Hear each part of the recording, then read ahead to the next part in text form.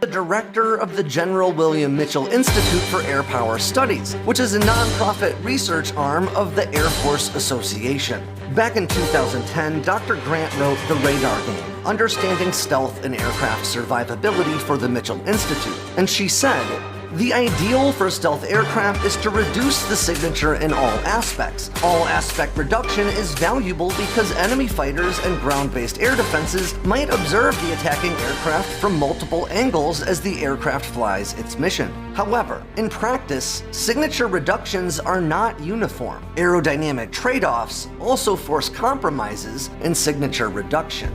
Now that is a very articulate way of saying stealth fighters are basically flying piles of compromises. You have to make hard decisions about which signatures you want to prioritize reducing and which ones you can sort of let slide in order to accomplish your overarching goals for fighter performance. Air defense radar systems work by broadcasting electromagnetic waves and pulses, and then measuring the return of those waves when reflected back by an aircraft or weapon. And as you're almost certainly already aware, stealth fighters are designed to deflect those radar waves away, rather than directly back at the receiver. And they're also covered in radar absorbent materials meant to absorb as much of that electromagnetic energy as possible. Because electromagnetic waves can be broadcast at different wavelengths and frequencies, they interact with the bodies they encounter in different ways. And that forces designers to make compromises regarding the types of radar they want their fighters to avoid being detected by. The design elements that can help delay or prevent detection from one type of radar won't necessarily help with another. So stealth fighters are designed specifically to limit detection from the types of radar arrays that can effectively guide a weapon to its position.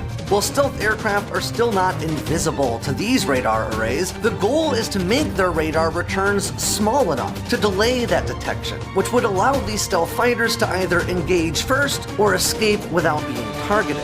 Radars broadcast these electromagnetic waves in the L, S, C, X, or multiple K bands, and each band leverages different wavelengths and frequencies, with only the higher frequency, smaller wavelength systems providing the image fidelity needed to accurately target an aircraft. Lower frequency radar arrays in the L and the S bands, for instance, are usually capable of spotting stealth fighters in the air, but because of their larger wavelengths, they can't produce accurate enough data to actually lock onto the aircraft with a missile. At times, we're talking about a half-mile or more in variance. You just know there's a stealth fighter somewhere in that bubble. Stealth fighters don't really operate in places that no one knows they're there. They're really loud, and during the day you can often see them. The F-35, for instance, produces very visible contrails. But the truth is, they're not all that worried about being detected, they're worried about being targeted. And that's why stealth fighter designs limit detection specifically against those higher frequency radar arrays, including parts of the S-band, the C, the X, and the K bands. Now because of this, these fighters are still visible on lower frequency radar bands like S and C, and as a result, many nations have developed early warning radar systems that can notify defensive forces that stealth fighters are in the area, and allow them to orient other defensive systems in the right direction to try to engage them.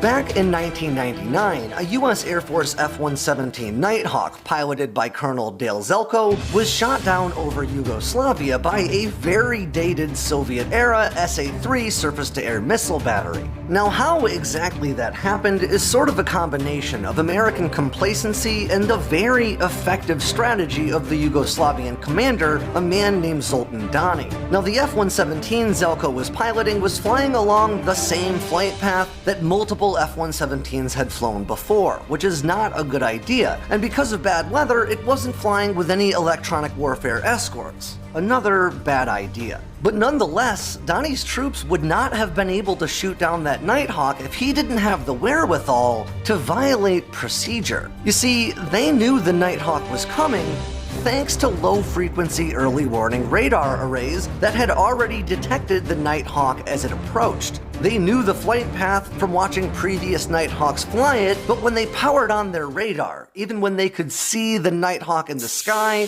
the radar saw nothing. Now this wasn't Donnie's first rodeo. He was well aware of the threat that anti-radiation missiles, or radar hunting missiles, posed to missile batteries like his. 15 years earlier, in the Israeli-Lebanon War of 1982, he watched Israel destroy 29 out of 30 surface-to-air missile sites in less than 2 hours. So he was well aware of the standing policy, that you power on your radar very briefly only 2 times, before breaking it down, loading it onto trucks, and moving it to a new location to be set up again. So well aware that the Nighthawk was overhead, Donnie powered his radar on for the second time, and